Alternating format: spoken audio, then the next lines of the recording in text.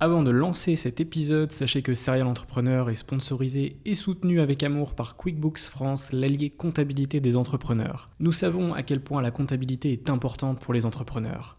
QuickBooks, c'est un logiciel tout en un, complet, ultra simple et intuitif. C'est l'outil numéro 1 chez les entrepreneurs. Fini les saisies manuelles, toutes les tâches chronophages et récurrentes sont automatisées. La gestion de la facturation et des dépenses est totalement digitalisée. La solution est évidemment 100% conforme à la législation française, l'accompagnement est gratuit et le service client est basé en France. Retrouvez toute l'offre de QuickBooks sur quickbooks.intuit.com. Le lien est à retrouver en description de l'épisode. Un grand merci à QuickBooks d'être le sponsor du podcast.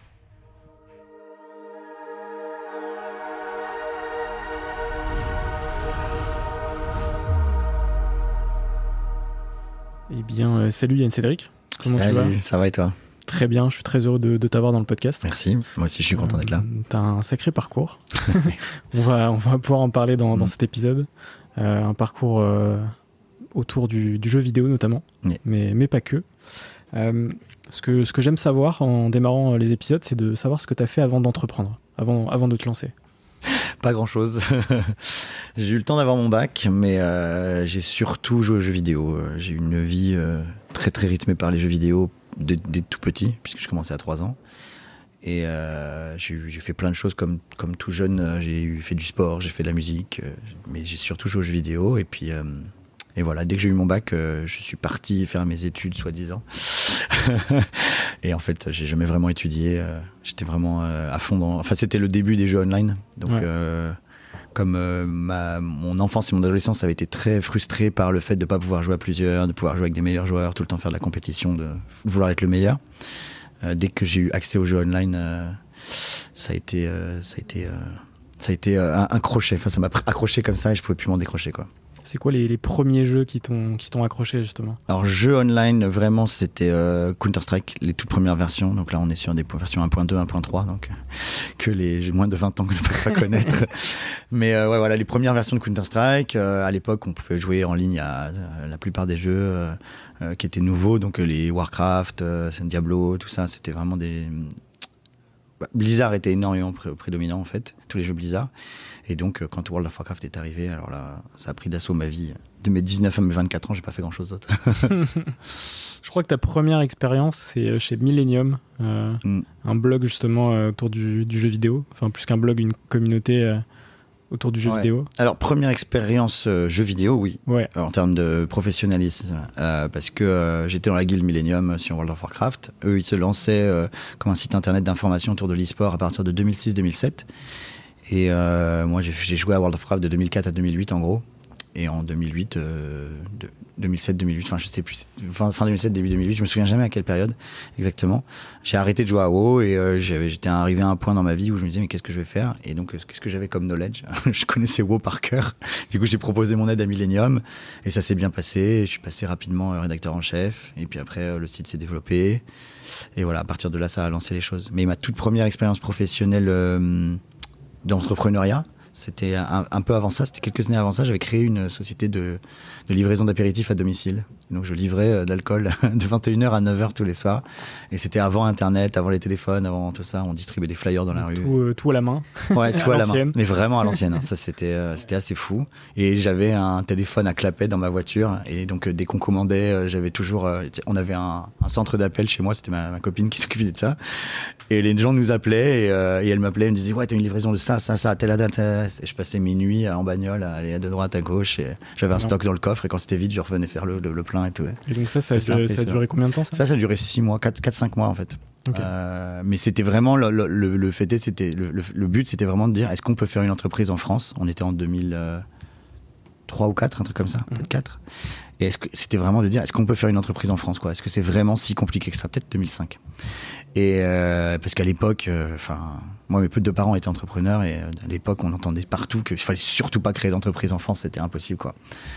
Et voilà, et donc c'était ma première expérience qui a donné naissance à tout le reste, tout ce qui a suivi ensuite, cette envie et surtout savoir que c'était faisable en fait. Parce qu'on l'a fait et ça marchait. Tes deux parents étaient entrepreneurs, ils étaient entrepreneurs dans quel Alors, quel domaine ? entrepreneur, c'est un bien grand mot. Enfin, c'est juste que le fait d'entreprendre, c'est très large. Mes parents étaient indépendants. En gros, mon père a créé une agence immobilière. Donc ça, c'était vraiment de l'entrepreneuriat, mais un peu traditionnel, mais quand même, c'est lui qui l'a créé, quoi.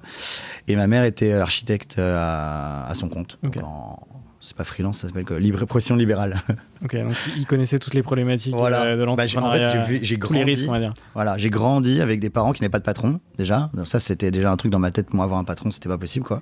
J'ai jamais réussi à me soumettre à l'autorité de qui que ce soit, donc pas mes parents, pas mes profs, donc encore moins un patron.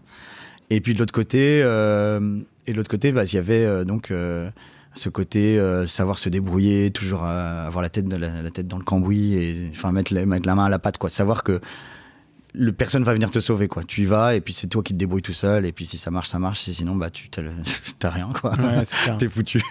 Aller un peu vers l'inconnu, quoi. Ouais, voilà. Et puis se jeter à l'eau, quoi, et toujours aller de l'avant, puis ouais, vraiment apprendre à ne pas laisser tomber, quoi. Très très jeune, j'ai appris à la persévérance, et c'est le truc principal, à mon avis, qui compte quand t'es entrepreneur, c'est d'être persévérant, quoi. C'est un socle important. Ouais, parce que si dès qu'il y a un obstacle, tu t'arrêtes, tu vas pas aller très très loin. Rien que l'administration, elle est faite pour ça, de toute façon, elle est faite pour t'en empêcher. Donc, Et encore, elle a évolué ces dernières années. De ouf. Aujourd'hui, être entrepreneur, c'est pas comme en 2005-6, et encore, j'imagine, c'est pire avant. Et donc, après Millennium, qu'est-ce que tu fais comme expérience ? Donc, de Millennium, je rebondis. J'atterris chez Square Enix à Londres, donc en Angleterre. Oui, Londres en Angleterre, logique. Pas Londres ailleurs. On mettra la map. Pas un autre Londres. Ouais, voilà, là. Avant le Brexit, à une époque, c'était facile d'aller vivre à Londres et de travailler à Londres. Et donc j'arrive à Square Enix, j'étais chargé de communauté chez Square Enix, ça veut tout dire, chez eux. À l'époque, Square Enix, c'est toujours le cas, c'est une société japonaise, et les Japonais, ils ont quelque chose d'assez particulier avec les réseaux sociaux et les forums. Je crois qu'il y a une loi qui dit au Japon que si quelqu'un dit quelque chose de négatif sur un forum, c'est le créateur du code, c'est le possesseur du forum qui est responsable. Par exemple, si quelqu'un dit je vais me suicider et qu'il se suicide vraiment, c'est le possesseur du forum qui est responsable du suicide de la personne. Ah ouais. C'est un truc de ouf. Donc du coup, ils avaient quasiment aucune présence en ligne où les gens pouvaient commenter ce qu'ils voulaient, de peur que quelqu'un dise un truc de grave où je vais vous tuer, et qu'il y avait vraiment un assassinat, et voilà, quoi. Donc bon, là je te dis des cas extrêmes, mais bon, n'importe quoi que quelqu'un aurait pu dire, en fait, il faisait tout ce qu'il pouvait pour s'en dédouaner, donc pas de présence en ligne. Et donc du coup, nos présences en ligne, c'était que des présences où Square Enix parlait à ses clients, et les clients ne pouvaient pas nous répondre. Donc c'était très très particulier comme expérience communautaire, et ça m'a pas beaucoup plu. La gestion à la japonaise, c'était pas mon truc. Encore une fois, un peu le souci de se soumettre à l'autorité. J'ai un peu de mal avec ça, et du coup je suis pas resté très longtemps. J'ai resté un an et demi. Et quand je suis rentré en France, donc là on était fin 2009. Ouais, en plus il y a eu la crise économique entre temps, la crise de 2008, quand je suis arrivé à Londres, en plus Square Enix c'était à la City, donc c'est un peu la défense, c'est le côté boursier de Londres. Il y avait des suicides tous les jours. Tous les jours, les métros étaient arrêtés parce que quelqu'un se jetait sous la rame. C'était infernal. Et donc, quand t'arrives là-dedans, t'es déjà dans une période de restructuration dans ta vie, machin et tout. Il y a la crise, donc toi, tu perds tout aussi. Enfin, j'avais pas grand-chose, donc ça, c'était pas très grave. Et là, d'un coup, tu te retrouves dans une ville chaotique. Enfin, j'avais vraiment l'impression d'être dans un film d'horreur, quoi. Et donc, cette période-là était un peu compliquée. Le boulot était pas ouf. Alors que j'adorais la ville et j'adorais ma vie là-bas, mais le reste c'était trop compliqué. Du coup, je suis rentré en France, et là, c'était le moment de la reconsolidation. Les gens commençaient à reprendre un petit peu au fond, l'économie, il y avait des choses qui se lançaient, Internet se développait de plus en plus, on commençait à poindre la fibre optique. C'était le début où les réseaux sociaux commençaient vraiment à exploser, Facebook, Twitter surtout. Donc voilà, j'étais passionné de tout ça, j'étais à fond dans tout ça, tout ce qui était communautaire, tout ce qui était forum. Moi, j'avais eu la chance de créer une guilde sur World of Warcraft qui m'a appris énormément de choses. Le management, globalement, parce que manager une guilde quand t'as 19 ans, alors que tout le monde peut avoir entre 14 et 50 ou 60 ans, c'est une galère sans nom. Et donc je me marrais bien, et j'avais appris plein de choses, les forums, les machins, les trucs, et ce qui m'avait donné beaucoup de compétences en gestion de communauté online, donc savoir comment parler aux gens online, parce que c'est pas la même chose que dans la vraie vie. Et donc, en revenant en France à ce moment-là, j'ai eu envie de devenir community manager professionnel. J'ai d'abord été employé par un site qui s'appelle Jury Travail. Je ne sais pas si j'ai le droit de dire les marques, mais tu couperas. Non, tu peux. Qui c'est Jury Travail, qui faisait du conseil en droit du travail. Et ils n'avaient pas de gestion communautaire. Et en fait, j'avais réussi à les convaincre que, là, on est en 2010, je crois, tu as plus d'argent à perdre en n'ayant pas une présence en ligne que de payer juste quelqu'un pour la gérer, quoi. Donc il vaut mieux créer sa présence en ligne et la gérer que de pas le faire. Et en fait, tes clients vont te critiquer sur des forums et divers et variés sur lesquels tu n'auras pas la main. Des forums de critique aussi, hein, des Trustpilot, ces genres de choses. Voilà. Et en fait, si tu n'as pas la main là-dessus, s'il n'y a personne qui s'en occupe, en fait, tu peux perdre beaucoup plus de clients que ce dont les gens se rendent compte. Et donc à cette époque-là, toute ma réflexion était axée là-dessus. Et quand j'allais voir des nouveaux clients potentiels, je leur expliquais ça. Et donc ça a bien marché, au point où j'ai pu créer une agence de community management. Et donc que j'ai créé, je crois, mi-2010, un truc comme ça. Et j'ai eu jusqu'à 2 employés, que je salue. Et on avait 5-6 clients, ça marchait super bien, on gagnait beaucoup d'argent, c'était vraiment une très bonne période. Et avec cet argent, à cette époque-là, j'avais vraiment envie de faire quelque chose de plus. Et c'était l'époque où le film The Social Network sur Facebook était sorti. Je me disais, je suis sorti du film, je me disais, mais moi aussi, je peux créer un truc mondial, planétaire, faire vraiment mon McDonald's, quoi.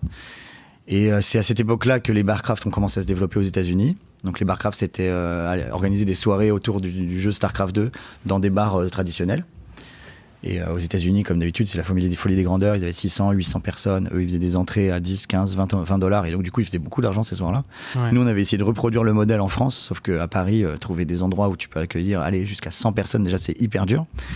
Et faire payer 5-6 euros pour rentrer dans une soirée comme ça, les gens n'étaient pas prêts. Enfin, c'était compliqué. Donc, le business model n'a pas fonctionné en France.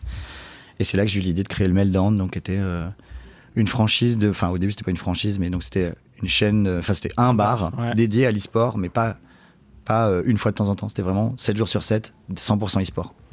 Et ça a cartonné. C'est le premier concept de bar e-sport en France. Dans le monde. Tout simplement. Tout simplement, ça existe. On est en 2012 quand tu lances ce premier bar. Mm-hmm. Comment ça se passe justement, ces premières étapes justement, de passer de créer un bar à créer une franchise, quelque chose de beaucoup plus gros? Alors déjà, ça reprend très bien ce que j'ai dit tout à l'heure, il faut persévérer. Parce que s'il y a bien une chose qui est difficile, c'est la gestion d'un bar quand tu n'as jamais géré un bar. C'est que des problèmes tout le temps. C'est pas que des problèmes avec tes clients quand c'est ouvert, c'est des problèmes 24 heures sur 24. C'est-à-dire qu'il y a la plomberie, il y a les machines, il y a l'électricité, il y a Internet. En plus, nous, on s'était rajouté la complexité d'Internet à une époque, comme je disais, c'était le début de la fibre optique et tout, et c'était compliqué de l'obtenir n'importe où. Nous, tout ce qu'on faisait, c'était des jeux en ligne, donc il fallait qu'il y ait en plus des ordinateurs qui tiennent. Donc les clients, dis-toi bien, quand ils ont eu un ouvert ou deux, ils renversent le verre sur le clavier. Voilà, t'as perdu ton clavier. Des fois, tu perds carrément l'ordinateur. Enfin bon, une galère sans nom, 24 sur 24. Et on a vraiment tout eu, mais alors vraiment tout, de l'incendie à l'accident de voiture, à cambriolage, enfin vraiment, la vie ne nous a rien épargné. On a vraiment tout eu, mais ça te forme, quoi. C'est vraiment, t'avances, tu continues, tu te prends des balais dans la tronche toute la journée, mais en fait, tu continues, quoi. Parce que, en fait, on aimait trop ce qu'on faisait. Ça avait trop de succès quand on était ouvert. La communauté, elle était saucée, c'était incroyable. Un truc que je raconte souvent, c'est qu'on avait, notre business model, c'était de faire 7 000 € par mois pour être even le premier mois. On a fait 7 000 € le premier week-end. Du coup, à partir de là, on a su qu'il y avait quelque chose. Tu vois. Il y avait du potentiel. Voilà, il y avait du potentiel et on allait peut-être devoir revoir le business model. Et voilà, et donc en fait, ça a cartonné dans tous les sens, on s'est acharné, on a continué à progresser, et puis on a eu l'opportunité très rapidement d'ouvrir un bar à Berlin et à Londres.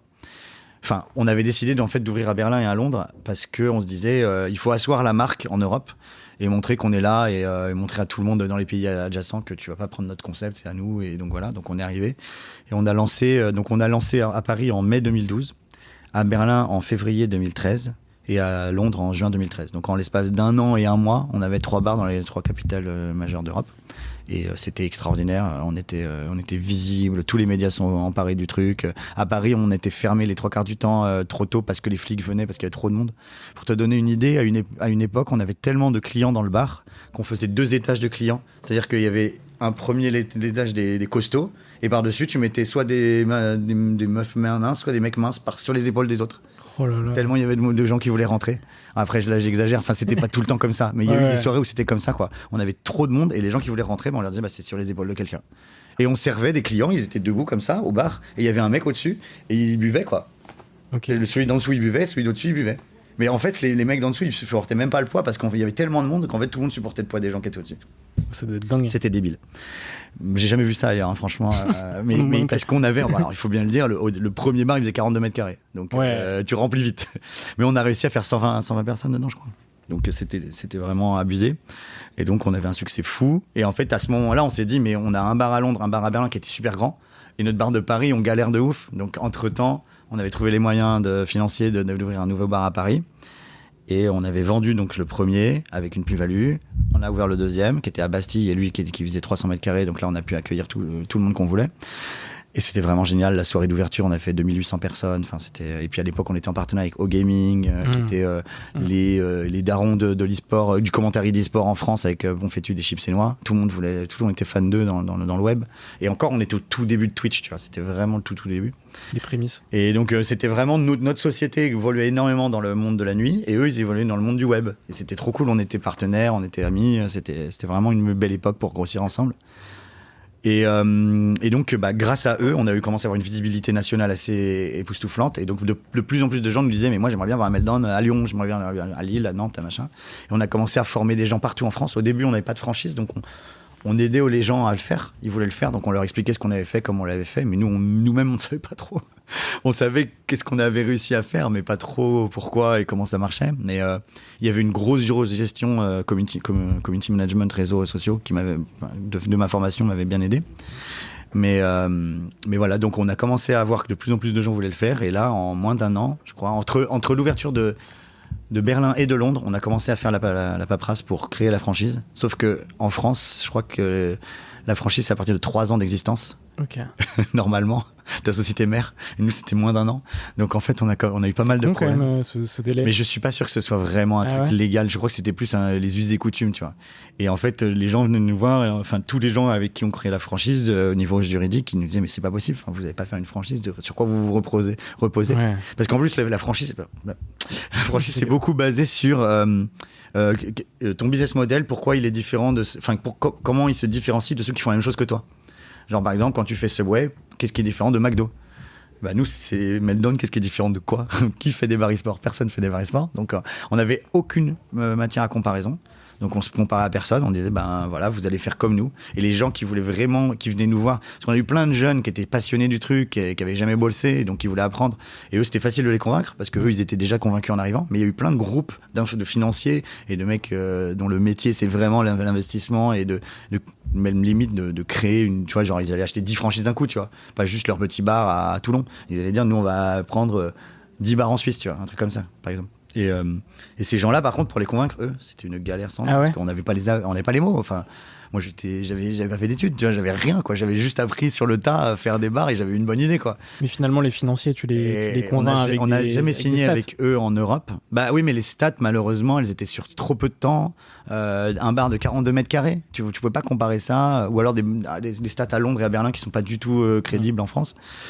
Parce que, par exemple, à Berlin, tu vends une bière à l'époque, la pinte, elle devait être à 1,50 €, 2 €. Donc en fait, c'est uniquement pas cher là-bas parce que la bière, tu l'achètes moins cher et que les loyers sont moins chers et que tout est moins cher, la main-d'œuvre est moins chère. Enfin bref, donc tu pouvais pas comparer vraiment et c'était très compliqué. Et donc on n'arrivait pas à les convaincre. On a fini par réussir à convaincre un groupe de financiers aux États-Unis. C'est eux qui ont voulu ouvrir toute la côte ouest des États-Unis. Et ça c'était en 2015, tu vois. Donc c'était 3 ans plus tard. Donc on avait des stats et on avait un petit peu de bagou. Parce que toute l'année 2014, en fait, on a ouvert partout en France. Je crois qu'à un moment, il me semble que toutes les villes de plus de 100 000 habitants en France avaient un Meltdown. Et donc, c'était n'importe quoi. C'était la gestion de Paris, du nouveau bar de Paris. Donc il y a eu tous les travaux du nouveau bar de Paris, qui ont été une bérésina, c'était incroyable. Pour te donner une autre petite anecdote, le jour de l'ouverture du bar de Paris, le 23 décembre 2013, le matin même, on n'avait ni l'eau courante, ni l'électricité. Le matin même. Et on attendait 3000 personnes le soir. La base. C'est souvent ça qui arrive en plus. La base. Dans ces secteurs-là, et toujours. C'était n'importe quoi. Et je me souviens de tout ça comme si c'était hier, quoi. Je l'ai vécu à la vitesse de la lumière, quoi. Tu sais, il n'y a jamais un moment pour se reposer, pour prendre du recul et se dire oh c'est galère ce que je fais. J'avais eu une interview à l'époque où quelqu'un m'avait dit mais si c'était à refaire vous le referiez. Et je dis mais maintenant que je le sais, je le ferai jamais. Si tu le sais avant tout ce qui t'attend, tu le feras jamais. C'est impossible. Ouais. Il faut le faire sans savoir, sinon tu te jetteras jamais dans la gueule du loup quoi. Parce que tu sais que tu vas crever. C'est une galère sans nom. Bref, donc quand les problèmes viennent les uns après les autres au jour le jour, bah tu les règles les uns après les autres. Quand tu sais que tu as 1 milliard de problèmes, on te donne toute la liste de tout ce que tu vas devoir affronter, tu dis non mais je vais pas faire les 12 travaux d'Astérix tous les jours quoi. C'est pas possible. Donc voilà, donc on a réussi quand même, on est arrivé à nos fins. Et puis arrive fin 2015, commence à avoir des divergences d'opinion au sein des actionnaires de l'entreprise, donc on se sépare. Je décide de partir et à ce moment-là, je me lance dans l'aventure Gamers Origin. Exactement, tu te lances sur plusieurs activités. Ouais. Donc Gamers Origin en tant que Head of e-sport. Ouais. Tu fais également du consulting et également de l'investissement. Voilà. Alors, c'est venu les unes après les autres. Il se trouve que donc, quand j'ai quitté Meltdown, j'étais encore actionnaire, j'étais juste plus actif. Et donc là, Gamers Origin, à l'époque, donc Guillaume Merlini, le créateur de Gamers Origin, était un client du Meltdown. Il faisait des events au sein du Meltdown. Et j'avais vu comment il travaillait et je trouvais qu'il était prodigieux. Et je trouve toujours qu'il est prodigieux. Il travaillait comme un forcené, c'est un passionné. Il est comme moi un peu, il a jamais besoin de se reposer. Il est tout le temps à fond. Enfin, il est comme moi j'étais à cette époque-là. J'ai 37 ans maintenant, c'est plus du tout la même histoire. Mais donc voilà, je le voyais, j'étais fan de ce gars qui avait 18-19 ans et qu'on voulait, qui vraiment donnait à fond. Et donc il était en train de créer une grosse chaîne de streaming en France qui s'appelait Hearthstone FR. Et donc je l'ai aidé en rentrant un peu dans la boîte. Le but c'était de l'aider à rendre la boîte solide en termes de finances, d'administratif et tout, parce que moi j'avais créé tout ce qui était, j'étais le DAF de Meltdown, donc j'avais créé toute la partie administrative, j'avais tout appris donc sur le tas. Structurer le côté pro. Exactement. Parce que lui il était à fond e-sport et stream, mais tout ce qui était gestion de société, il avait aucune expérience en la matière. Maintenant il a 100 fois plus d'expérience que moi, mais à l'époque il n'avait pas. Et surtout c'était super chiant de s'occuper de ça alors qu'il y avait tout le reste à faire. Donc je lui ai dit écoute, moi je vais pas m'occuper de tout ça. Moi j'avais un autre projet sur lequel je voulais qu'il m'aide. Je lui ai dit je t'aide sur ce truc là et après tu m'aideras sur mon autre truc parce que c'était un projet de streaming. Et finalement, quelques mois plus tard, j'ai commencé à aller en compétition avec les joueurs de Gamers Origin parce qu'il fallait quelqu'un pour conduire des bagnoles et tout. J'étais le seul qui avait le permis. Et en fait, les joueurs, on s'est super bien entendus. Moi, chez Meltdown, j'avais déjà commencé à recruter des joueurs. Chez Millennium, à l'époque, j'avais déjà des joueurs en management. On avait plein de joueurs e-sport, donc j'adorais ça. Et je les accompagnais en compétition. À l'époque, j'étais journaliste, mais tu vois, c'était vraiment, on était tous à mettre la main à la pâte. Et du coup, j'ai toujours eu un très bon contact avec les joueurs pro, vu que moi j'avais voulu être joueur pro aussi, je connaissais ce que c'était. Et donc voilà, et donc arrive le moment où Gamers Origin explose dans l'e-sport. Enfin, on était hyper gros sur Hearthstone. Overwatch va arriver, on se lance sur Overwatch. Alors je sais pas si ton public connaît trop les jeux vidéo, mais Overwatch c'était un gros jeu Blizzard qui sortait à cette époque-là, il n'y en avait pas eu depuis des années. Et donc Blizzard étant le plus gros studio de jeux vidéo, un des plus gros studios de jeux vidéo dans le monde à l'époque, tout le monde l'attendait comme le Messi, et on avait dit il faut pas rater le coche, on va lancer une équipe e-sport dessus tout de suite. Et c'est ce qu'on a fait, et on est très vite arrivé numéro 1 français et numéro 5 européen, ce qui a propulsé l'équipe en termes de réputation, alors qu'on était une toute petite structure par rapport à des Fnatic, G2 et compagnie. Et même Millennium et d'autres gros noms français étaient beaucoup plus connus que nous, et nous on est arrivé avec rien. Et en fait, grâce à ces stratégies, et on a eu pas mal de coups de chance, on a réussi à grossir très vite. Et donc petit à petit, mon autre projet est un peu parti, et en même temps, donc 1 an plus tard, avant mon arrivée chez Géo, j'ai pu vendre mes actions de Meltdown, ce qui m'a garanti un certain pécule. Et donc avec ce pécule, j'ai créé l'agence de talent, LNL Consulting, qui est une agence de talent et de consulting, où en gros on aide des streamers ou des joueurs e-sport à trouver des partenaires avec lesquels travailler. Et de l'autre côté, donc effectivement, une boîte d'investissement qui s'appelle YCM, et dans laquelle j'ai pu, grâce à laquelle, une holding en haut, laquelle j'ai pu investir sur pas mal de projets différents. Et voilà. Et donc, j'ai fait tout ça de front de 2016 à 2018, un truc comme ça. Ok. Quand tu rejoins Gamers Origin, le game du e-sport, il en est où, tu vois ? Parce que c'est quand même un milieu qui a extrêmement cartonné ces dernières années. Qui est vraiment en explosion totale, à tel point que, je sais pas, il y a 5-10 ans, c'était un milieu qui n'était pas du tout respecté. On voyait les joueurs e-sport comme... le e-sport n'existait pas, et on voyait les joueurs comme des gros geeks, etc. On l'a vu dans certaines émissions télé. La télé méprisait complètement ce milieu-là. Aujourd'hui, encore un peu le cas. moins, mais c'est encore un peu le cas. Mais c'est devenu un milieu hyper bankable, et maintenant la télé se dit, ok... Ouais, qu'est-ce qu'on a raté? Qu'est-ce qu'on a raté, ouais. Ah non, c'est clair. Déjà, ils ont déjà fait l'erreur avec Internet à la base. Hein, Ouais, tout c'est vrai. court. Parce que Exactement. la télé, ça a été la diabolisation d'Internet pendant des années, pendant 10 ans. On va dire de 2000 à 2010, la télé a diabolisé Internet à fond. Puis les réseaux sociaux ont pris d'assaut le monde, entre guillemets. Tu pouvais pas avoir un journaliste qui disait j'ai pas de Facebook, quoi. Enfin, les gens qui étaient à la télé savaient que Internet n'était pas le diable et que c'était juste quelque chose une chose avec laquelle il fallait avoir vivre. C'est un peu ce qui se passe avec la crypto en ce moment. Les gens, une grande partie des gens ne comprennent pas ce qui se passe, la révolution qui est en marche. Et même si le marché aujourd'hui fait la gueule, ça fait partie de la loi des marchés. C'est par cycle.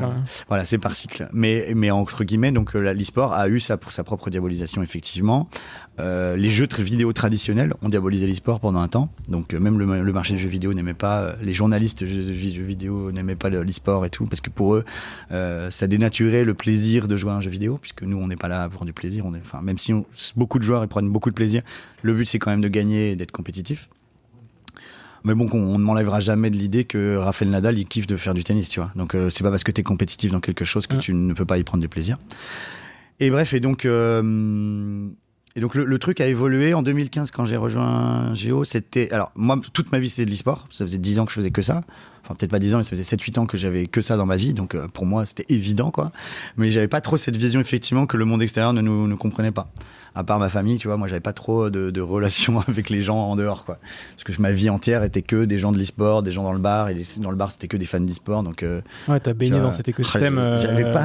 J'avais des œillères en plus, puisque moi, j'avais que ça. Tu sais, j'ai pas le temps, je m'en foutais du reste. Donc, donc c'était vraiment que ça. Et puis, en réalité, oui, maintenant, a posteriori, je me rends compte que c'était complètement anecdotique à l'époque, pour plus personne s'en souciait. Et je pense, à mes yeux, c'est à partir de 2016, quand les clubs de sport traditionnels, donc de football, ont commencé à vouloir investir dans FIFA. Je pense que c'est là que le gap a énormément été creusé. La plupart des gens ont commencé à entendre parler de l'e-sport via le football, enfin FIFA, quoi. Ce qui m'a toujours fait beaucoup de peine, puisque pour moi, FIFA, c'est pas un jeu e-sport. Même si tu peux très bien jouer à FIFA, je vois pas l'intérêt de reproduire. Enfin, tu vois, ça existe déjà, quoi. Donc, pourquoi? D'ailleurs, une blague que je fais souvent, c'est que ah oui, mais maintenant, tu sais qu'il y a des gens qui font du football en vrai. Ils jouent à FIFA en vrai, tu sais, sur un terrain. Et vraiment, ils courent après des vrais ballons. C'est pas à la manette. Il y avait FIFA avant le football. C'est pour me foutre de la gueule des gens qui connaissent pas l'e-sport. On va vraiment à l'absurde. Mais c'est parce que on en est vraiment rendu là, à des moments, on se dit, mais comment vous pouvez ne pas connaître, quoi? Tellement c'est évident pour moi que l'e-sport, c'est quelque chose. Après, si ça a aidé à démocratiser le e-sport, tu vois. Ouais, bien sûr. Pas ça parce que je suis un joueur FIFA. Non, mais bien sûr. mais en fait, moi, j'ai rien contre ce truc-là. C'était un regret parce que j'aurais préféré que les gens s'intéressent à LoL ou à StarCraft. Bien sûr. Mais bon, il faut ce qu'il faut. Et voilà, les gens sont intéressés à FIFA. Ça a commencé à prendre. Et très vite, les gens qui sont intéressés à FIFA ont tout de suite décollé parce que FIFA n'avait aucune audience. Hein. Vraiment, FIFA a très, très, très peu fait d'audience. Tout de suite, les gens se sont intéressés au reste de l'e-sport. Donc, ils ont connu, je pense, plus Twitch que l'e-sport au début. Donc, ils ont rencontré FIFA, du coup, ils ont rencontré Twitch. Twitch a décollé aussi, il y a aussi ça. Twitch a décollé de ouf. Et ça, c'est parce que la fibre optique s'est installée partout. Les gens pouvaient enfin streamer chez eux. Et de plus en plus de gens sont installés dans le streaming. On a eu des entertainers, youtubeurs d'abord pendant des années. Je pense que les années 2011 à 14-15, c'était le grand essor de YouTube. Et puis, à partir de 2016-17, je pense que c'est Twitch qui a pris le pas en France, en tout cas. Exactement. Et nous, on était au centre de Twitch, quoi. Tu pouvais pas aller sur Twitch sans voir de l'e-sport. Enfin, sauf si tu regardais juste ton streamer et que ton streamer ou ta streameuse ne faisait pas d'e-sport à ce moment-là. Oui, parce que tu avais juste un onglet, tu vois. Mais si tu regardais un tout petit peu ce qui se passait sur Twitch, il y avait que de l'e-sport partout. Ouais. À l'époque, beaucoup plus que maintenant d'ailleurs. Et Twitch, je pense, a vraiment contribué à faire exploser justement le e-sport et les jeux vidéo. Et le fait que justement, ça devienne des outils avec une force de frappe de ouf, en fait, avec un nombre de viewers. Ça décolle chaque année, ça explose. Une chose qu'on m'avait fait comprendre à une époque qui est assez marrante, quand on s'en rend compte, c'est assez époustouflant. C'est par exemple, si tu es fan de baseball, regarder la ligue américaine de baseball, c'est très compliqué parce qu'il faut avoir un VPN, il faut s'inscrire. Enfin, tout le monde peut faire ça en 2 secondes. Alors que regarder la ligue de League of Legends chinoise, par exemple, tu peux la regarder où tu veux dans le monde, en live, quand tu veux. C'est sur Twitch, quoi. T'as aucun blocage, c'est gratuit, c'est accès 24 heures sur 24, presque sans pub. Et voilà, et t'as accès à la ligue chinoise de League of Legends. Et en fait, League of Legends, c'est accessible partout, par tout le monde. C'est les premiers sports globaux, en fait. Parce que même regarder, je sais pas, si t'es fan de football, tu vas regarder la ligue brésilienne de football, va galérer, quoi. J'ai aucune idée comment tu peux faire ça. Après, à part acheter toutes les chaînes de TV et machin et trucs et payer des, je sais pas.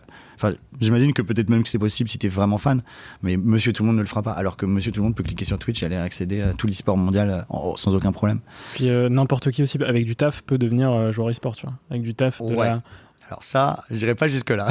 N'importe qui, pas dans le sens tout le monde, mais n'importe qui dans le sens, voilà. C'est à la portée de qui veut le faire. Exactement. Mais il faut avoir le talent pour. Bien sûr. Parce que beaucoup de gens pensent que n'importe qui peut devenir très fort. Non, je dis pas ça. Non. C'est comme si tu disais n'importe qui peut battre Rafael Nadal au tennis en travaillant. Mais c'est comme l'entrepreneuriat, tu vois. N'importe qui peut devenir entrepreneur, mais pas tout le monde. Tu vois. C'est vrai. Vraiment la différence entre. Mais je pense que par exemple, tout le monde peut pas être peintre, tout le monde peut pas être pianiste, tout le monde peut pas être guitariste. Enfin, il faut un talent, il faut une appétence, il faut plein de choses qui font que un guitariste, par exemple, il est hyper agile de ses doigts, ou comme un pianiste.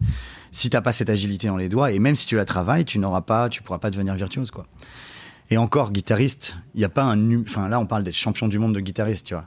Enfin, je veux dire, tu peux devenir joueur de League of Legends. Non mais en vrai, guitariste, t'as des bons guitaristes, des mauvais guitaristes. Oui, bien sûr. À peu près tout le monde peut devenir Monsieur Tout le Monde. Par contre, devenir un guitariste de renom, Django Reinhardt ou autre, c'est pas n'importe qui, quoi. C'est clair. Donc, mais là, c'est la même chose à League of Legends. Devenir champion de France ou champion d'Europe de League of Legends, ça n'est pas donné à tout le monde. Par contre, tout le monde veut être très fort à League of Legends. Et donc ça s'est démocratisé et nous on était là au bon moment, au bon endroit. Géo était parmi les premières équipes françaises qui ont vraiment bénéficié du renouveau, parce qu'il y avait les équipes françaises comme AA, LDLC, Millennium qui étaient inscrites depuis longtemps. LDLC étant une des dernières de cette époque-là qui est encore vivante. Millennium s'est arrêté 2017 à peu près, je crois, 2018. Et en fait, nous, on a un peu pris la place de Millennium. C'est-à-dire qu'on a commencé à arriver avec des plus petits salaires. On n'avait pas d'argent, mais on avait des plus petits salaires, mais on avait plus de motivation. Et nos joueurs étaient moins mercenaires. Chez Millennium, c'était que des gars qui venaient, ils savaient qu'il y avait de la thune, du coup, ils avaient eu de la lumière, ils rentraient, quoi. Nous, c'était vraiment les gars qui étaient chez nous, c'était à l'ancienne. On était dans la cave, on avait des locaux à l'époque, c'était une cave et tout. Et on rigolait de ça, tu vois. On galérait tous, mais tout le monde, quand t'arrivais chez Géo, tu voulais faire avancer l'équipe, quoi. Et c'était génial, c'était vraiment l'époque bénie, et donc on a surfé sur ça. Moi je passais mes week-ends à conduire ma bagnole, à emmener les joueurs à droite à gauche dans le monde entier, enfin dans toutes les régions, parce qu'on n'avait pas les moyens, donc on allait en bagnole. Je me souviens d'un voyage à Birmingham, 18 heures de voiture. je rentrais à peine de vacances, il était 5 heures du matin quand j'étais rentré de vacances. J'avais conduit toute la journée, on était arrivé à minuit à Birmingham, complètement mort dans une tempête et machin. Je me suis dit mais qu'est-ce que c'est que ma vie, quoi. Qu'est-ce que je fous là et tout. Et en plus j'avais pas pris de vacances entre Meltdown et ça, tu vois, j'avais enchaîné 3 ou 4 ans de construction de Meltdown et tout construire une équipe e-sport. Et c'était non-stop, quoi. C'était tout le temps. Qui n'est pas un projet, qui est pas un petit projet, quoi. On est sur un marché quand même qui était tout. Ouais, il fallait tout neuf. Ouais, y avait... Et donc, c'était cool. En parallèle de ça, le streaming se développait. Nous, on a progressivement lâché le streaming jusqu'à fin 2018. Et en fin 2018, on a complètement arrêté parce qu'entre-temps, on avait levé des fonds pour vraiment devenir un club e-sport au standing. Et donc, on a ouvert un centre d'entraînement pour joueurs professionnels à Paris, qui fait 900 mètres carrés, qui est situé à Breguet-Savin, donc à côté de Bastille, vraiment en plein cœur de Paris. Et on était parti sur un système on loue des appartements pour que les joueurs viennent vivre dedans et qu'ils aient une vraie vie humaine. Pas comme des joueurs geeks, comme tu disais tout à l'heure, un peu les yeux rivés à l'écran 24/24. Vraiment, nous, on avait un centre d'entraînement où tu venais, tu avais accès à un ostéopathe, une diététicienne, un coach mental. Enfin, vraiment, tu as accès à plein de staff qui vont t'aider à faire de toi un athlète et non pas juste un nerd. Et donc, à côté de ça, tu as une vie. Donc, tu rentres le soir chez toi, tu marches, tu prends le métro, tu prends ta trottinette, tu prends ce que tu veux et tu rentres chez toi, quoi. Et tu te fais à manger, tu dînes. Ouais, exactement de la même manière qu'un club, par exemple, de foot professionnel. Ouais, quoi. Exactement. Donc, Et donc, quand on a commencé à adopter cette façon-là de fonctionner, ça a commencé à bien cartonner pour nous, puisque 2019, on a lancé la machine. Donc, on a eu la levée de fonds de fin 2018. 2019, on s'est installé dans ces nouveaux locaux. Et 2020, on a été double champion de France de League of Legends, qui est la grosse compétition en France. Qui fait parler de nous, de tout le monde. Enfin, on en entend beaucoup parler avec Ameto Corp, avec la LFL et tout ça. Donc c'était la deuxième année de la LFL. La première année 2019, c'était la mise en place. On a fini 3e. Donc ce qui n'était pas si mal, mais en fait comme 2017-2018 on est numéro 1 français. En 2019 quand forcément, on était 3e, une petite déception. Et 2020 on a concrétisé en redevenant 2 fois premier. 2021 a été encore un peu plus difficile. 2022, on redémarre et là, voilà, on espère faire un bon Summer Split qui va démarrer dans 2 semaines. C'est quoi le parallèle que tu fais entre le e-sport et l'entrepreneuriat ? Pour moi, les deux vont ensemble en fait. Alors, j'ai fait de l'entrepreneuriat en dehors de l'e-sport. C'est-à-dire que j'ai travaillé avec beaucoup de startups dans plein de domaines différents et je sais ce que ça représente de ne pas faire de l'e-sport dans l'entrepreneuriat. Et ma toute première boîte, d'ailleurs, n'était pas e-sport. À l'époque, ça n'existait même pas, en 2002-2003. Pour moi, tout ça, ça représente l'effort, en fait. C'est de l'effort au quotidien.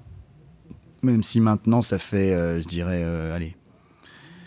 4-5 ans que ce n'est plus un effort, parce que c'est beaucoup moins compliqué à gérer une équipe que de gérer des bars, parce que là j'ai pas des problèmes de tout, même s'il y a beaucoup de problèmes qui sont dus aux joueurs, qui sont toujours des petits pets de travers, des problèmes humains, mais voilà, pas des problèmes humains, logistiques, et c'est souvent facile à résoudre, tu vois, genre il y en a un qui a oublié un truc au bureau, bon faut retourner lui ouvrir le bureau, ce genre de conneries, mais c'est pas une machine à glaçons qui a explosé à 3h du matin et une inondation, quoi, ou un incendie dans le plafond, des conneries comme ça, c'est jamais ça.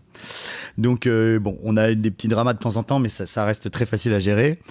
Par contre, donc du coup, ça fait 4-5 ans que pour moi, c'est beaucoup moins difficile au niveau humain. Au niveau personnel, quoi, j'arrive à avoir une vie personnelle, j'arrive à sortir, j'arrive à prendre des vacances, à voir ma famille et tout. Ce qui n'était pas du tout le cas à l'époque du Melt.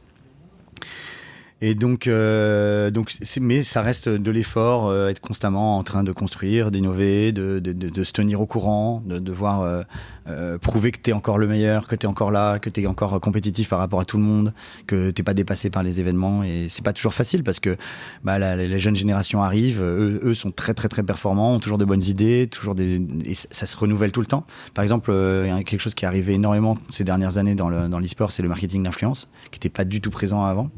Avant, un joueur d'e-sport, ce qu'on attendait de lui, c'est que ce soit le meilleur. Maintenant, un joueur e-sport, il doit être à la fois bon, mais en plus, il doit être marketable. Et ça, c'est très compliqué. Il y en a qui ne sont pas du tout marketable, qui détestent, par exemple, répondre à une interview, qui vont pas faire attention à eux, qui vont être souvent un peu débraillés ou quoi. Bon, ça peut plaire, mais c'est pas forcément ce que recherchent les marques qui veulent s'adosser qui veulent adosser leur nom à un joueur.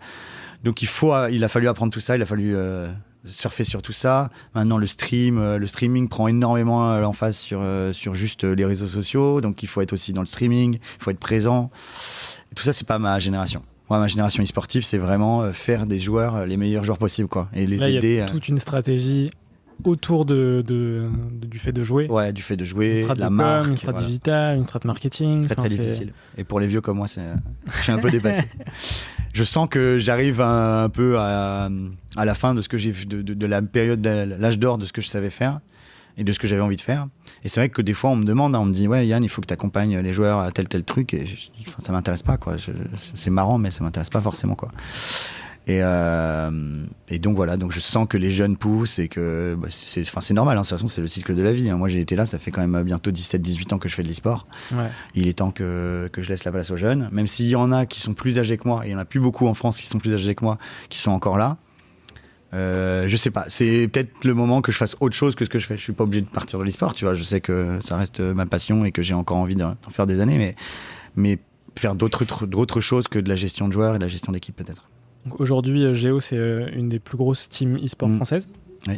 Je vais te poser trois petites questions un peu bilan sur tes aventures. Okay. La première, c'est qu'est-ce qui a été le plus difficile, vraiment le moment le plus difficile de tes aventures entrepreneuriales? Un moment clé, tu vois. La période la plus difficile, je pense, c'est la transition fin de Meltdown. Parce qu'en partant du Meltdown, j'ai eu l'impression d'abandonner tous les gens qui avaient cru en moi. Parce que j'avais quand même signé 26 franchises à l'époque. On va dire qu'ils étaient au moins 3-4 par projet, donc on va dire une centaine de personnes dans le monde entier. Donc il y en avait partout en Europe, enfin le monde entier, c'est un bien grand mot, mais il y en avait aux États-Unis, au Canada, partout en Europe. Et j'avais des gens qui m'attendaient des nouvelles de moi un peu partout. Je me souviens d'un projet à Jakarta, tu vois, enfin des trucs. Dans ma tête, je me disais, mais incroyable, je vais ouvrir un bar à Jakarta. Et donc tous ces gens-là, j'ai eu un peu l'impression de les let down et de partir avec un goût d'inachevé. Mais finalement, ce que j'ai fait ensuite m'a beaucoup plu et j'ai réussi à rebondir et à passer à autre chose. Et en plus, à ma connaissance, aucun franchisé ne m'en a jamais voulu. Ils étaient déçus aussi, mais ils m'en ont pas voulu. Je suis resté très ami avec plein d'entre eux. Aujourd'hui, d'ailleurs, je me balade quasiment n'importe où en Europe. J'ai des amis, quoi. Je peux aller à Budapest, j'ai des super potes. Je peux aller à Lisbonne, j'ai des super potes. Je peux aller un peu partout parce que j'ai ouvert des bars là-bas et que j'étais vraiment ami avec les patrons des bars. Et ils m'ont tous hébergé. J'habitais chez l'habitant, donc c'était vraiment une bonne période. Mais donc, pour répondre à la question, je pense que c'est vraiment cette transition. Fin Meltdown a été compliqué à gérer, cette déception. Okay. C'était la première question, je crois. C'était la première, ouais. Exactement. Et je passe à la deuxième. C'est de quoi es-tu le plus fier aujourd'hui? Mine de rien, alors, entre Meltdown et Géo, j'ai du mal à dire que je suis plus fier de l'un ou de l'autre, mais Meltdown, c'était je pense que c'est ce qui laissera ma marque. En tout cas, personnellement, je considère que j'ai laissé ma marque dans l'histoire parce que j'ai créé quelque chose qui n'existait pas. C'est vraiment l'idée de bar e-sport. Quand j'ai eu cette idée, peut-être quelqu'un l'avait déjà eu, mais personne ne l'a mis sur le terrain. Et donc, à partir de là, c'est comme j'avais dit, j'étais sorti de. C'était ta volonté de. Voilà, j'étais sorti de The Social Network en disant moi aussi, je peux inventer mon McDonald's. J'ai inventé mon McDonald's et je l'ai mis sur terre. Mais en réalité, je suis très très fier de tous les accomplissements qu'on a fait avec Géo parce qu'on est venu de rien, on n'avait pas d'argent. On se souvient souvent qu'avec Guillaume et notre autre associé, Jonathan Damet, on était à 3 dans le salon de Guillaume pendant 6 mois, enfin pas 6 mois, mais 4-5 mois avant qu'on ait nos premiers locaux. Et on avait créé la boîte avec 1000 balles, quoi. Et maintenant, elle vaut plusieurs millions, donc c'est aussi un très bel accomplissement. Donc ces 2 projets sont vraiment mes grandes fiertés, mais à côté de ça, j'ai eu tellement de choses qui m'ont rendu fier. J'ai créé un restaurant, la chaîne Restaurant Gourou. D'autres projets de restauration. Ouais, on s'est lancé avec des amis dans la restauration. Gourou, Oni, Fissure, Fusion. Il y a plein de marques comme ça qu'on a créées avec des potes et dont je suis extrêmement fier parce que on a réussi à survivre au Covid, on a réussi à créer un groupe de gens qui aiment travailler ensemble, on kiffe. Même si c'est très difficile, que les temps sont durs, qu'on ne gagne pas beaucoup d'argent et même qu'on en perd souvent, on reste très soudés. On est vraiment un groupe de gens qui adoreront travailler ensemble et on continue. Et on a plein de projets pour l'avenir qui, maintenant que le Covid est passé, on pense que la restauration, ça reste quelque chose que les gens adorent faire. Bien sûr. Et donc, on a plein d'idées qui arrivent et j'ai hâte que ça soit révélé. On n'a pas parlé de l'impact de la pandémie sur tes business. Ouais. Est-ce qu'on pourrait si tu veux, tu pourrais m'en dire un peu plus là-dessus? Ça a été très dur. En gros, pré-Covid, j'avais 12 sociétés, j'étais actionnaire de 12 sociétés qui étaient vraiment solides et qui allaient continuer, dont une Shadow, qui sont les ordinateurs dans le cloud. J'étais un des premiers actionnaires, donc c'était énorme. Et Shadow a fait faillite pendant le Covid. Et comme c'était une des plus grosses sociétés que j'avais, je peux te dire que la plupart, elles ont vraiment coulé. Mais je crois que j'en ai sauvé 6 sur les 12. Enfin, j'ai sauvé. C'est pas moi tout seul, hein, mais il y en a 6 sur les 12 qui ont survécu. Et donc, voilà, on continue avec ce qui survit. Et puis, on crée des nouvelles choses. Là, j'ai des nouveaux projets qui vont sortir. Et j'arrête pas. Je sais pas dire, ça y est, c'est bon, j'ai créé suffisamment de boîtes. Là, au total, j'ai créé... Là, la prochaine boîte que j'ai créée, ça sera la 39e. C'est un vrai serial entrepreneur en fait. Ouais. Mais après, je dis 39 sociétés, c'est 39 projets, quoi. Oui. Les 39 n'ont pas été des statuts déposés. Numéro de tirette, etc. Il y a au moins, je pense, une quinzaine qui ont eu une existence à un moment. Donc pandémie hyper impactante, quoi. Ouais, je pense. Enfin là, maintenant, je rencontre de nouveau plein de gens comme avant. Et c'est incroyable le nombre de gens que tu rencontres qui avaient des idées, des projets et qui tout est mort à cause du Covid. Hier soir, j'étais avec une jeune femme que j'avais jamais vue de ma vie et on parlait de, je sais plus comment on était tombé à parler du Covid. Et elle m'a dit, moi, toute ma vie s'est arrêtée 2 jours avant le Covid, à cause du Covid, quoi. Et je me dis, mais c'est incroyable le nombre de gens qui ont été impactés par cette crise. Mais bon, c'est évident que quand le monde entier est immobilisé, il y a beaucoup de choses qui s'arrêtent. C'est clair. Je pense souvent à ce drame qui m'avait été arrivé le samedi soir où ils ont fermé tous les restaurants. J'étais à Berlin ce soir-là. C'est le samedi soir juste avant la fermeture en France. Nous, c'était le mardi. Eux, ils avaient fermé le samedi. Tous les restaurants de Berlin, mais bon, de toute façon, les 3/4 des restaurants du monde ont jeté toute leur bouffe. Parce que du jour au lendemain, on a dit c'est fermé. Donc imagine le stock mondial de nourriture qui est arrivé, qui devait être dans les estomacs des 6 milliards et demi d'humains le lendemain, mais qui finalement se retrouvait à la poubelle. C'est incroyable quand on y réfléchit sur Terre. Quand tu penses au nombre de restaurants, d'endroits où il y a de la bouffe stockée qui du jour au lendemain n'était pas utilisée parce qu'on pouvait même pas la donner aux autres. On pouvait la donner à personne parce qu'on n'avait plus le droit de sortir de chez nous. Mais c'est incroyable. Donc ça, c'est juste une considération, mais tout le reste, il y a dans tous les domaines. C'était catastrophique, c'est clair. Et pour passer à la troisième et dernière question de cette partie, c'est quels sont un peu tes objectifs futurs et où est-ce que tu te vois un peu, dans ces prochaines années, ce que tu as envie de faire? J'en ai un tout petit peu parlé au début de l'interview. Je suis très, très intéressé par la crypto. Donc ça fait un petit moment, le Covid en fait, on était tous chez nous à nous ennuyer. Moi je me suis dit au lieu de perdre mon temps à rien faire, je vais m'intéresser à un domaine que je connais pas mais dont on me parlait depuis des années. Pour la petite histoire, la première fois qu'on m'a parlé de Bitcoin, c'était en 2012. 3 clients qui étaient venus au bar pour m'acheter des bières en Bitcoin. Et j'avais dit non. Ils m'avaient dit 1 euro, 1 Bitcoin. Voilà, donc j'ai perdu l'occasion de racheter le Qatar. Mais ouais, non, incroyable. On m'en parlait depuis 2012-2013 et puis j'ai toujours dit non parce que j'y croyais pas, je comprenais pas et puis j'avais trop de trucs en Comme tête. beaucoup. Hein. C'était e-sport et bar, donc ça fait déjà beaucoup de choses dans la tête. Et à l'époque, pour acheter un bitcoin, c'est pas comme aujourd'hui. Hein. Tu n'allais pas faire un KYC sur Binance. Hein. C'était une galère. Il fallait être un putain d'expert en informatique. Et donc maintenant, maintenant c'est beaucoup plus facile. Je me suis énormément intéressé à ce milieu-là. Et donc la crypto, tout l'univers de la crypto, on appelle ça le Web 3. Et tout ce qui était avant, on appelait ça le Web 2. Donc le Web 1, c'est les années 90. Web 2, on va dire à partir de 2004, 3-4 jusqu'à aujourd'hui, jusqu'à 2019, 20, 21. Et depuis maintenant, le Web 3, c'est tout l'écosystème de la crypto, puisque les gens ont beaucoup tendance à penser que la crypto, c'est le Bitcoin, les NFT. Mais en fait, l'écosystème de la crypto, c'est toutes les sociétés qui évoluent dans les blockchains, autour des blockchains. Et tu as des blockchains qui te permettent de faire à peu près tout, et tu peux créer des sociétés dans à peu près tous les domaines. Tu peux créer aussi bien le Dropbox que l'Instagram, que n'importe quoi de la crypto. Et donc, je commence à vraiment bien creuser ce domaine-là. Et même si, comme je disais tout à l'heure, on est un peu dans le creux de la vague en ce moment, je me rends compte de plus en plus que les gens n'arrivent pas et ne comprennent pas ce que c'est la crypto. Et les gens de la crypto n'arrivent pas à parler aux gens du Web 2. Donc les gens du Web 3 ne savent pas parler aux gens du Web 2. Les gens du Web 2 ne savent pas parler aux gens du Web 3. Et donc je pense qu'il y a quelque chose à faire dans ce domaine-là. Et ça m'intéresse. Je creuse un peu l'idée de faire un projet dans cette direction-là. Tout en continuant bien sûr l'e-sport, puisque ça reste ma passion numéro 1. Et j'ai encore, je pense, des choses à apporter, ne serait-ce que par mon expérience. Ouais. Donc voilà, je continue ce qui existe déjà et je continue d'essayer d'itérer et de voir de nouvelles choses. Il y a encore toute une partie du monde que je n'ai jamais vue. J'ai jamais mis les pieds en Asie, par exemple, alors que l'Asie est prédominante dans l'e-sport. Je n'y ai jamais mis un pied. Le plus loin que j'ai été à l'Est, c'est la Roumanie, je crois. Donc il est temps que... Il y a plein de choses qui me restent à faire. Il est temps que je passe pas mal de projets, finalement. Le next step. Voilà. Une suite logique. On passe à la partie rencontre mindset et entrepreneuriat. D'accord. Ça le fait ? Ouais, je sais pas ce que ça veut dire, mais on va... c'est des questions un peu plus inspirationnelles, sur des questions un peu plus globales, pas forcément centrées sur tes expériences, mais forcément ce que tu en tires. Est-ce que tu veux me parler d'une rencontre qui a marqué une de tes aventures ? Je sais que des rencontres... Je dois en choisir une seule ? Bien sûr, ouais. Alors, je me suis souvent posé la question, et il y a 2-3 trucs, déjà des conseils qu'on m'a donnés très jeune, mais si tu me demandes une rencontre, il y a un conseil que je voudrais quand même donner, parce que si les gens écoutent, c'est important. C'est la question d'après. Ah, c'est la question d'après ? Tu peux y répondre direct. Bon, j'y réponds maintenant. Le conseil principal qui fait que j'ai eu du succès c'est de savoir bien s'entourer. Il faut arrêter de vouloir faire les choses soi-même. Si tu ne sais pas faire quelque chose, n'essaie pas de le faire toi-même. Il y a quelqu'un dont c'est le métier. N'hésite pas à dépenser 100, 200, 300 euros pour aller voir quelqu'un dont c'est le métier, au lieu de vouloir faire ton truc toi-même et te planter. Par exemple, les statuts de ta première société, tu vas faire de la merde, c'est sûr. Tu vas faire de la merde et ta société va être nulle. Et tu vas pas pouvoir continuer d'évoluer parce qu'elle va être mal faite. Elle va être basée sur des pieds d'argile. Et il faut s'entourer. Donc voilà, moi c'est un truc que un de mes oncles qui avait réussi dans l'immobilier m'a dit très très jeune. M'a dit il faut savoir s'entourer. Moi j'ai des comptables, des avocats qui s'occupent de tout. Je me fais pas les choses moi-même parce que déjà t'as pas le temps. Tu vas perdre ton temps à apprendre à le faire. Même si c'est bien des fois de comprendre, mais tu vas apprendre petit à petit. Mais c'est bien d'apprendre, de savoir un peu, parce que sinon tu peux te faire arnaquer. Hein. Les gens ils peuvent venir. Si tu sais pas combien ça coûte un comptable, le mec te dit 6 000 balles à l'année. Tu dis bah oui, pas très bien, j'ai combien de lignes comptables ? 2 lignes, bah, ça fait 3 000 balles la ligne, c'est parfait.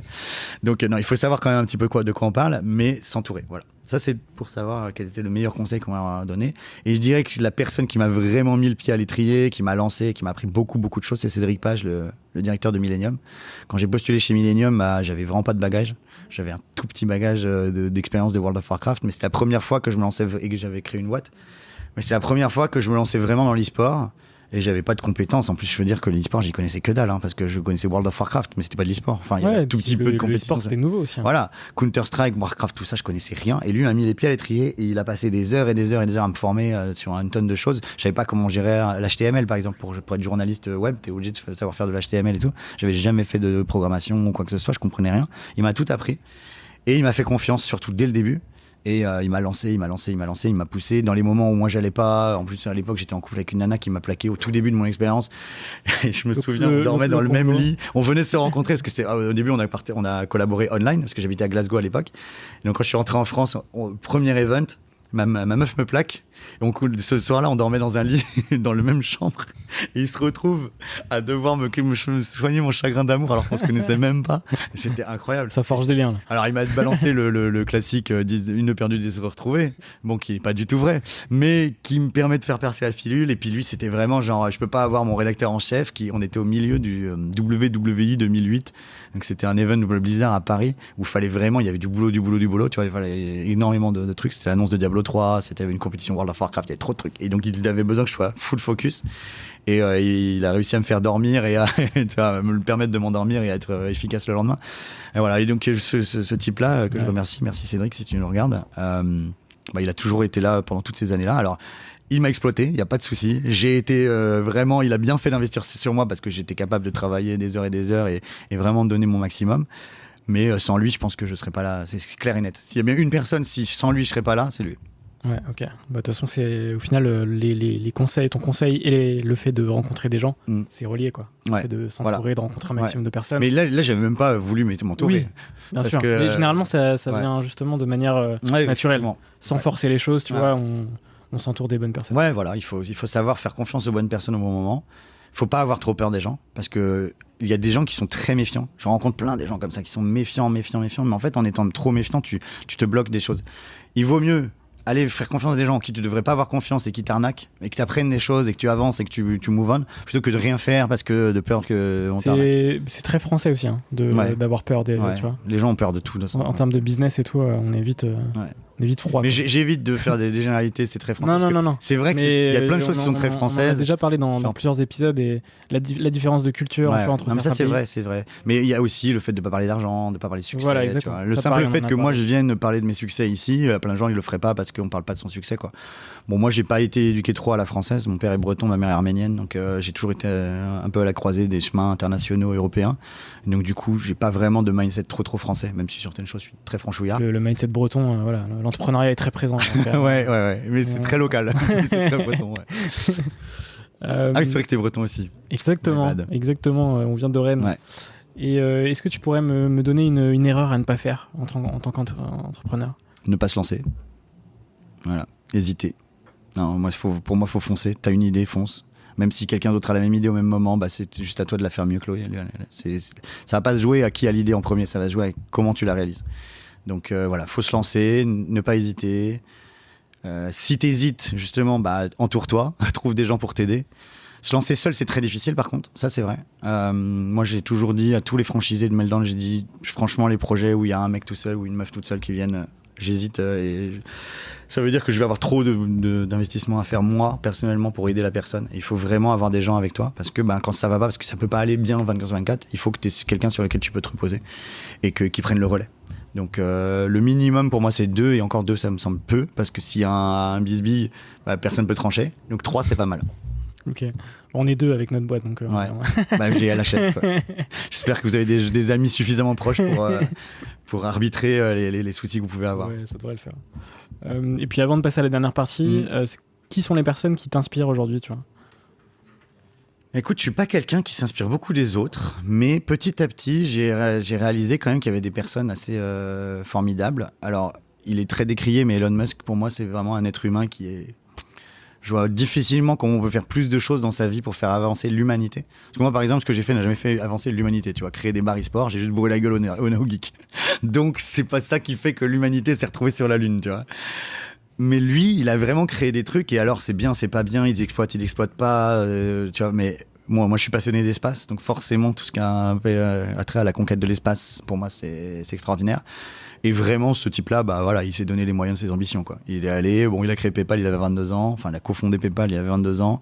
C'est un petit génie, tu vois. Mais tu peux être un génie et faire les choses pour ton intérêt personnel. Lui, au-delà de tout le côté mégalo et complètement fou du personnage, il est très fantasque. Pour moi, il fait vraiment avancer l'humanité. Je veux dire, même si peut-être que l'avenir de l'humanité n'est pas dans l'espace, au moins grâce à lui, on en aura le cœur net. Genre à un moment, si on va sur Mars, je pense que ce sera grandement grâce à lui. Et si c'est pas Mars qui va nous accueillir et qu'on se rend compte, finalement, on aurait peut-être dû écouter les gens qui disaient qu'il fallait renouveler les ressources sur la planète Terre parce qu'il n'y aura pas forcément Mars, au moins on le saura.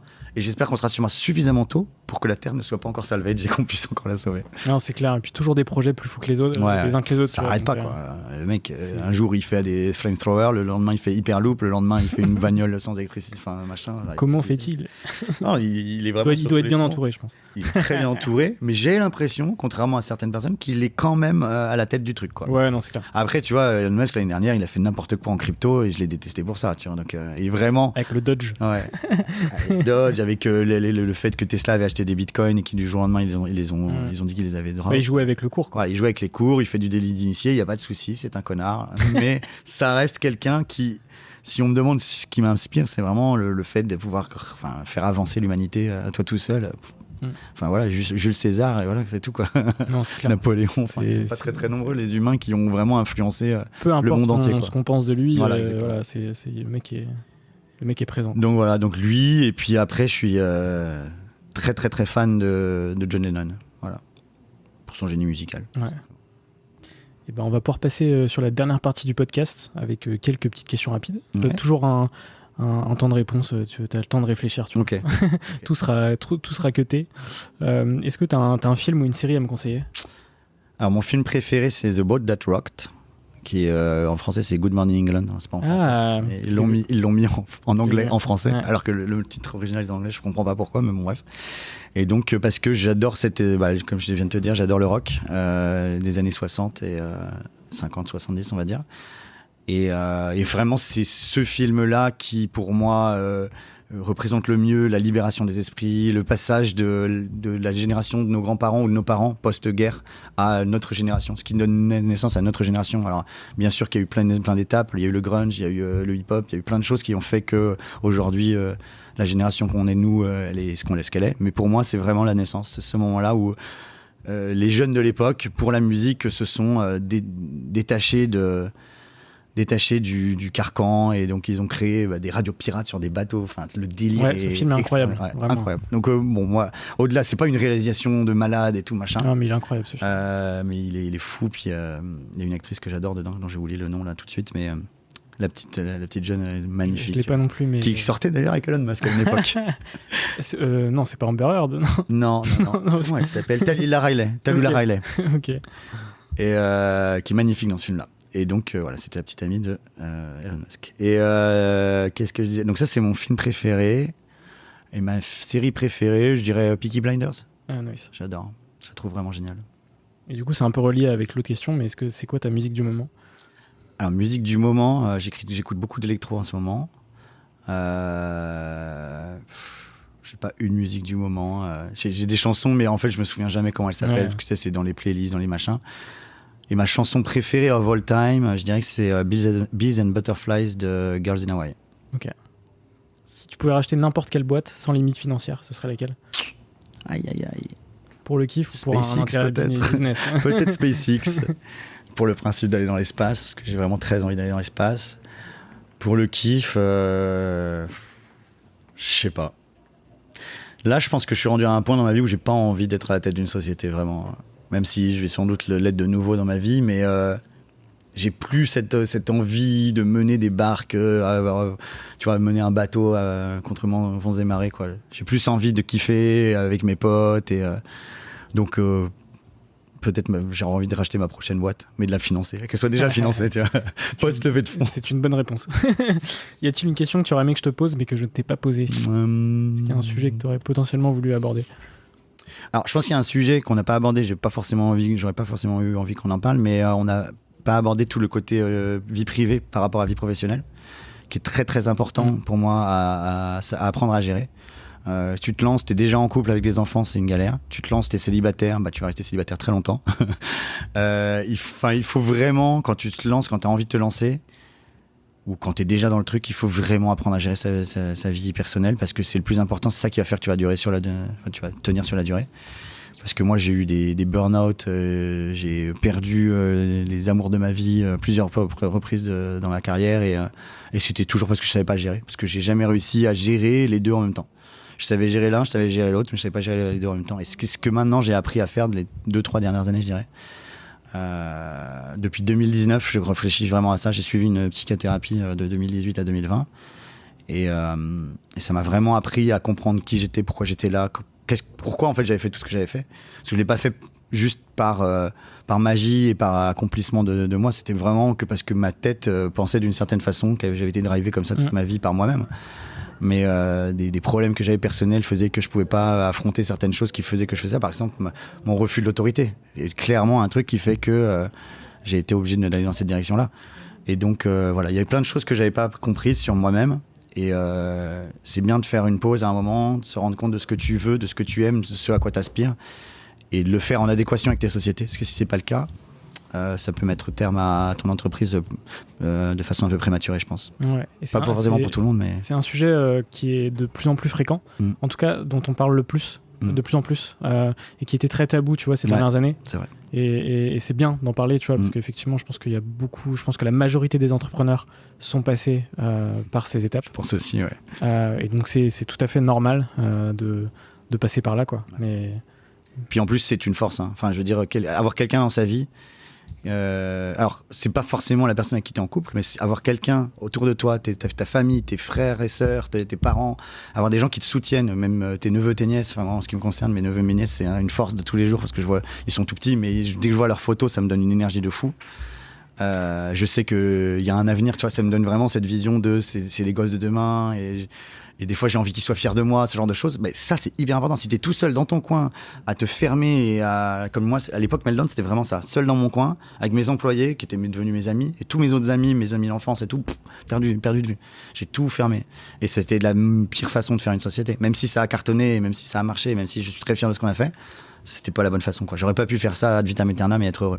Ça rejoint l'entourage, du coup l'entourage pro et l'entourage perso qui sont vraiment un des piliers dans l'entrepreneuriat et dans la vie en fait, hein, très, très simplement. Ouais, exactement.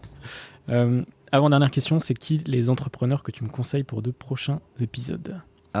Écoute, si je te propose des gens avec qui je travaille, c'est dommage parce que ça va être un peu redondant, mais Guillaume Merlini, à mon avis, il déteste les interviews, mais je pense qu'il aurait beaucoup de choses à raconter parce que c'est un gars qui alors lui, sa vie entière, c'est Gamers Origin, de A à Z, enfin toute sa vie professionnelle. Et c'est incroyable, j'ai énormément de mal, alors que c'est un très bon ami avec on travaille ensemble depuis 6-7 ans, et on est là ensemble tous les jours, et on a affronté, alors là je peux te dire que des cascades, on en a vécu. J'ai un mal fou à savoir, tu vois, je saurais même pas comment il répondra à ces questions-là, tu vois. Alors que je pense que je le connais très bien, mais enfin, que je suis une des personnes qui le connaît le mieux, mais je le connais très mal. Donc c'est vraiment, je pense que ce serait intéressant, mais bon, je sais pas s'il accepterait. On va essayer. Pas là tout de suite comme ça, il y a que lui qui me vient. Après, si j'avais c'est déjà bien. Voilà, si j'avais plus de temps, je pourrais te conseiller plein de gens. Emmanuel Freund qui a créé Shadow et qui maintenant est à la tête de Powers. Si tu veux rentrer en contact avec lui, je te présenterai. Lui, très intéressant parce que lui, il a une façon de considérer l'entrepreneuriat bien différente de la mienne, mais on est d'accord sur plein de choses aussi. Voilà. C'est déjà bien. Ouais, mais il y en a beaucoup. Christian Montois, alias Poca, avec qui je fais tous les restaurants, les bars en ce moment. Un mec en or qui vit l'entrepreneuriat d'une façon un peu forcée parce qu'il voulait pas être chef d'entreprise, mais finalement quand tu ouvres un restaurant, tu deviens chef d'entreprise. Et c'est pas forcément son truc, mais il doit le vivre. Et donc lui, il traverse ça de façon très tumultueuse. Et je pense que ce serait marrant de l'avoir en interview aussi. Voilà. Je pense que c'est déjà trois entrepreneurs avec des visions différentes de la mienne, que je connais très bien, et qui, à mon avis, pourraient répondre de façon intéressante. Et pour finir notre conversation, c'est quoi pour toi un entrepreneur ? J'ai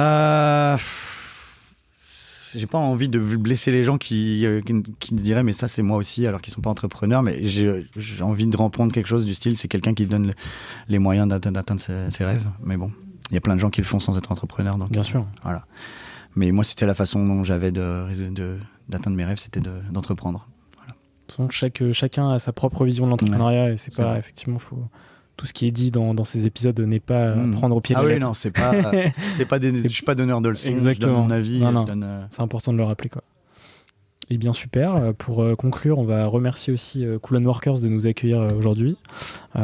Et puis merci à toi pour cette discussion, c'était très cool. Pas de souci. J'espère que ça t'a plu. Ouais, c'était très intéressant. Et puis j'espère que ça t'a plu toi aussi qui regarde cet épisode. Et on se retrouve très prochainement sur Serial Entrepreneur. À bientôt. À bientôt, ciao ciao. Salut.